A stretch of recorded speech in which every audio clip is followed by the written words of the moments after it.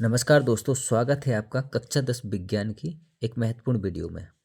दोस्तों, जैसे कि हमारे बोर्ड परीक्षाएं आ गई हैं तो उसकी तैयारी के लिए हमें इम्पोर्टेंट क्वेश्चन पढ़ना है।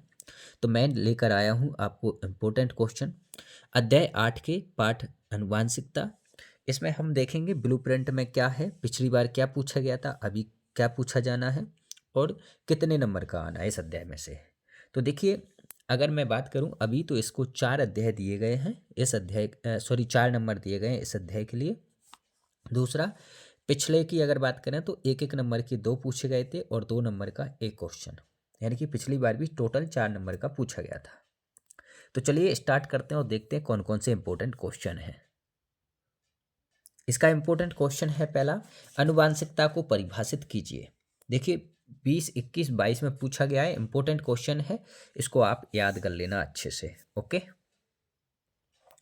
अगला क्वेश्चन है इंपॉर्टेंट, मनुष्य में गुणसूत्रों की संख्या कितनी होती है, महिला एवं पुरुष के गुणसूत्रों में क्या अंतर है।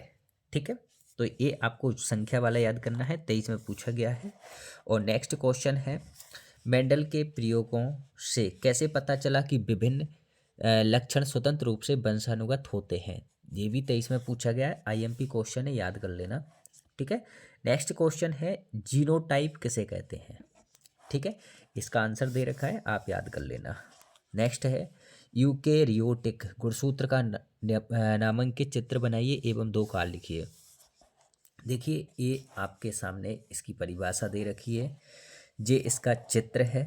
ठीक है, ये चित्र आपको बनाना है, इसकी प्रैक्टिस कर लेना और इसके 2 कार्ड ये दे रखे हैं। ओके, ठीक है।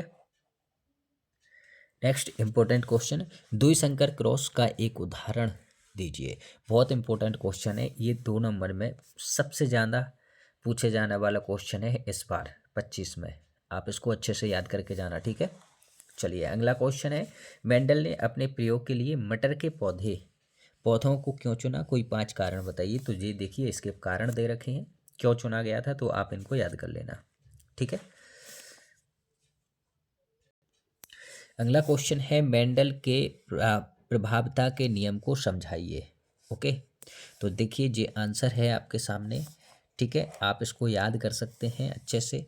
ठीक है, और एक जे जरूर बना के जाना। देखिए 24 में पूछा गया था, ये पूछा जा सकता है आपसे। ठीक है, वंशागति के प्रथम संतति पीढ़ी F1 का रेखांकित चित्र बनाइए। ठीक है, तो ये देखिए आपके सामने बना हुआ है। ओके, अगला क्वेश्चन है, मानव में बच्चे का लिंग निर्धारण कैसे होता है। तो ये देखिए इसको अच्छे से आप ध्यान से पढ़ लेना। ठीक है, इंपॉर्टेंट क्वेश्चन है, लगा के जाना। अगला क्वेश्चन है, मनुष्य में लिंग निर्धारण की प्रक्रिया का सचित्र वर्णन कीजिए। ओके, तो ये देखिए प्रक्रिया दे रखी है।